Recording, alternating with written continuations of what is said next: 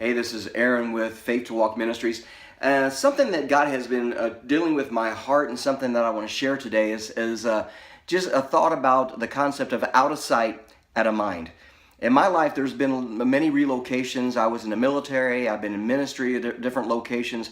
And one of the things that happens is when you move, you want to keep in contact, very close contact with people you've built bonds with. Sometimes you've spent years with them, and it seems like it goes away really quickly after you move. And I remember talking to a missionary pastor in Japan, and was explaining how I can't wait to keep in contact with everybody. And he says, well, it's usually not going to happen. And I said, why? He goes, out of sight, out of mind.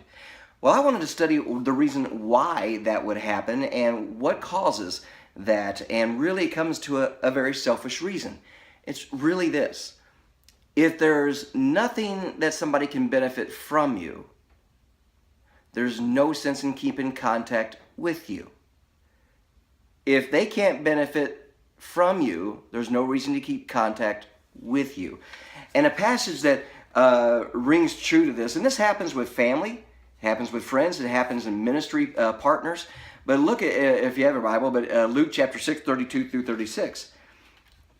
It says, For if ye love them which love you, what thank have ye? For sinners also love those that love them. And if ye do good to them which do good to you, what thank have ye? For sinners also do even the same. Verse 34. And if ye lend to them of whom ye hope to receive, what thank have ye? For sinners also lend to sinners to receive as much again. But love ye your enemies, and do good, and lend, hoping for nothing again. And your reward will be great, and ye shall be the children of the highest, for he is kind unto the unthankful and to the evil. But be ye therefore merciful, as your Father also is merciful. And so right there, he's talking about, if we can supposed to do this to enemies, surely our friends and families and people we minister with in our churches, that is what he's talking about right here. He goes, if you're only doing something, if you're only a friend because of what you can get out of them, he goes, what thanks have you for that? God doesn't thank you for that, because even the sinners do that. And so a lot of times people say, well, the reason I had to break contact with them is because I just missed them so much. You miss somebody, you keep contact with them, you contact them more. You don't break contact because you miss them. That makes no sense. I have known people who actually block their friends from Facebook because they moved away because they missed them too much. That makes no sense. You get closer to contact. And so we see this concept is very true, because if you ever talk to somebody who's came into any kind of influence or fame or money, what's the first thing they tell you? They say every friend and family that broke contact with them are all coming out of the woodwork just to get in contact with them again. Why? Because now they can get a benefit from them. You know, this happens with children and parents, where there might have been a divorce that happened, and it happens where they favor one parent, and as soon as they think they can benefit better from another parent, all of a sudden they ignore the first one and start concentrating on the other one. And see, it is a selfish thing to go through, that when you're doing this, and a lot of people, you got to understand, if you've done that, if you've broken contact with somebody because they moved away, really take, a rule, look at your own heart and see what's going on. Did you break contact with them just because there's nothing you can get out of them from anymore? Put yourselves in their shoes. How would you feel if you were relocated and all of a sudden people had nothing to do with you anymore? They stopped inviting you. They stopped talking to you. They stopped texting you. And it's hard. So what is the passage that goes along with that? Well, Matthew chapter 7, verse 12. Therefore, all things whatsoever ye would that men should do to you, do ye even so to them, for this is the law and the prophets. If you would not want somebody doing that to you, don't do it to them. Don't do it to them. Keep contact. So the question for us is, so what do you do if this happens to you? If this has happened to you, you're the one who relocated, and now people are seemingly not to have anything to do with you. They're not returning your text. There's no contact. They're breaking contact, and you feel alone. The biggest thing is remember what Hebrews 13, verse 5 says. Let your conversation be without covetousness. Let your living be without covetousness, and be content with such things as ye have.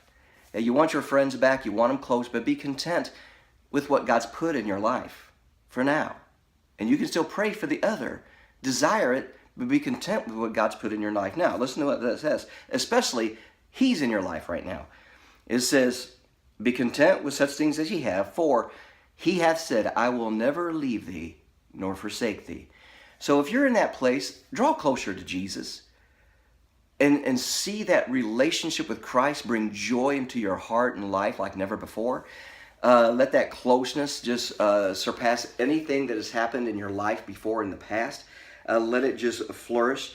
And another thing you got to do in that sense is, once again, be content with what you have. And let me give you an example.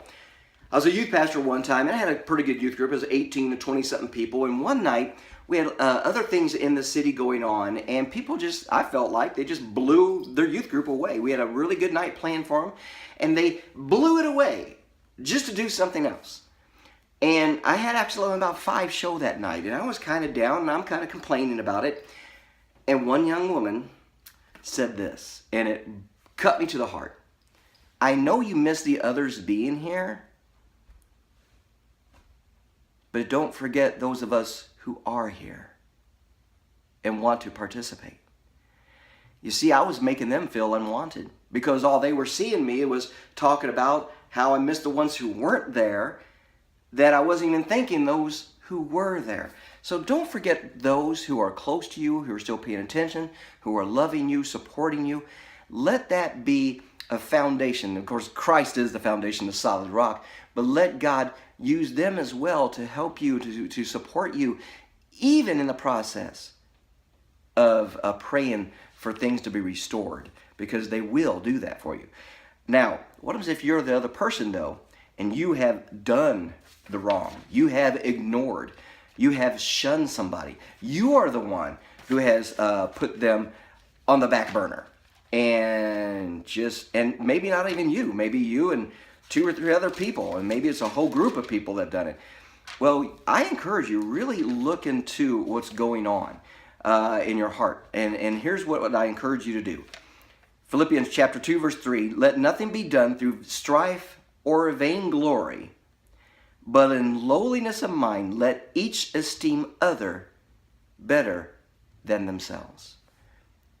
What you got to do is really, truly repent and reconnect. Repent of the pride. Because I've known friends who said I wanted to become friends with them a long time ago, but I just couldn't because I hadn't been friends with them and I ignored them so long that I didn't know how to overcome it. You know, a simple sorry. Sorry that I pushed you out of my life. Sorry that I disconnected. Can we become close again? Esteem others better than yourself. And so let's keep this out of sight, out of mind, out of the Christian life, out of the Christian circles. Let's realize it's all about loving Christ, loving others as ourselves. And when you do that, not only will families draw closer, friendships go closer, but people in the church will draw closer. Because we're serving each other just out of love for God and love for others. We're not serving each other and being friends with somebody just because of the benefit they can give us. Once again, so many people, if you can't benefit me, there's no sense of me being in contact with you. And that is a worldly concept. It shouldn't belong in the Christian circle. It shouldn't belong in the family of Christ. It shouldn't belong in the church. And so I encourage you to repent and reconnect. God bless. Have a great day.